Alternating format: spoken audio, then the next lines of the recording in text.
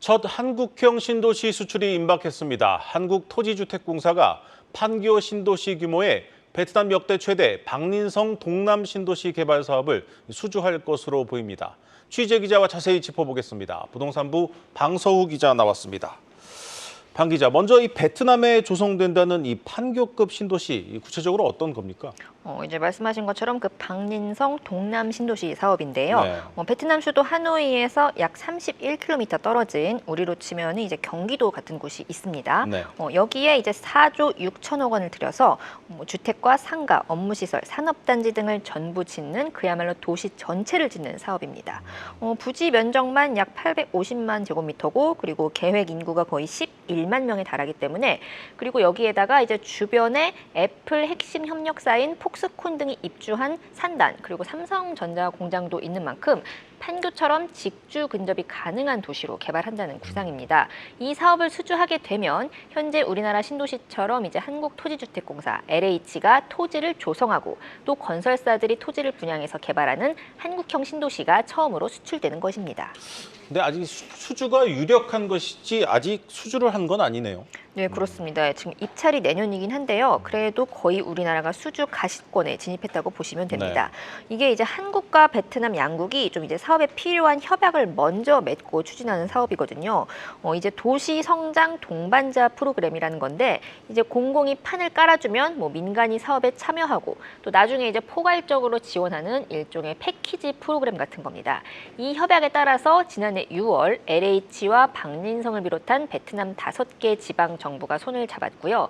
그중에서 이제 박린성의 동남 신도시가 1호 사업으로 발굴된 것입니다.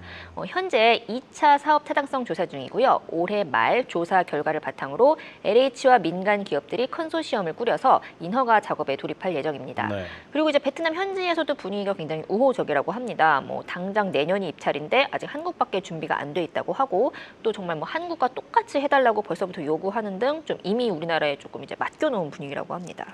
네, 수주를 하게 되면 이제 LH가 사업을 총괄하고 이 민간 건설사들에게 뭐 일감을 떼어주는 우리 같은 방식으로 사업이 진행된다 이렇게 보면 되겠습니까? 네, 그렇습니다. 하지만 과거처럼 뭐 단순 시공만 맡기는 게 아니라 이제 투자자로서 사업에 참여시키고 또 이제 나중에 지원도 끝까지 해준다고 합니다.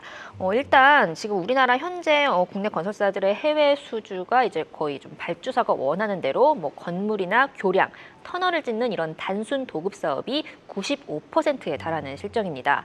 공사비가 급등하면서 원가 부담이 높아지는 상황에서 이런 단순 시공으로는 사실 수주에도 남는 게 없습니다. 이런 구조를 타파하기 위해서 정부는 앞으로 사업 결정권을 쥐고 고수익을 모색하는 투자 개발 사업 비중을 늘려나갈 방침입니다. 이미 좀 관련 시장도 굉장히 커지고 있는 만큼 정부는 오늘 관련 대책도 내놨습니다. 네, 정부가 오늘 내놓은 대책은 구체적으로 어떤 내용입니까? 한마디로 이제 우리 기업들이 해외에서도 이제 단순 시공 말고 좀 개발 전반에 참여할 수 있도록 정부가 나서서 길을 열어준다는 건데요. 이제 공공이 이제 선도 투자자로 참여하게 되면 좀 보다 많은 민간 기업의 수주를 이끌 수 있기 때문에 이 공기업이 해외 투자 개발 사업의 대주주가 될 수 있게끔 규제를 완화한다는 겁니다. 네. 일단 지금 표를 한번 보시면요, 비슷한 사업에 이제 똑같은 인천공항이 따낸 사업입니다. 그런데 이제 지분에 따라서 우리 기업들의 진출 여부가 굉장히 갈리는 모습입니다. 오히려 지금 필리핀 사업이 규모가 굉장히 더 컸고 이런데도 결과적으로는 인도네시아 사업에서 민간 기업들의 일감이 좀 풍부했던 셈입니다. 네. 해외 투자 개발 사업에 진출하려는 이런 민간 기업들에게는 또 1조 1,000억 원 규모의 펀드도 조성해서 자금도 지원해준다고 밝혔고요. 좀 이런 식으로 규제를 풀어서 오는 2030년까지 해외 투자 개발 사업으로만 수주액 100억 달러를 달성하겠다는 게 정부의 목표입니다. 현재 지금 우리나라 해외 건설 수주액이 연간 300억 달러 수준에서 지금 좀 정체 중에 있는데 해외 투자 개발 사업이 활성화되면 2027년에는 500억 달러 그리고 2030년에는 1,000억 달러로 크게 성장할 것이라는 기대가 나오고 있습니다. 아무래도 이제 도급 사업에서 없는 마진이 거의 뭐 3%대 정도밖에 안 된다면 투자 개발 사업 마진은 거의 뭐 10%가 넘는 만큼 우리 건설사들의 이제 수익성도 좀 보다 개선될 전망입니다. 네, 이 뚜껑은 열어봐야 알겠습니다만 이 베트남 이 동남 신도시 개발 사업 우리 건설사들도 좀 기대해 볼 만하지 않겠습니까?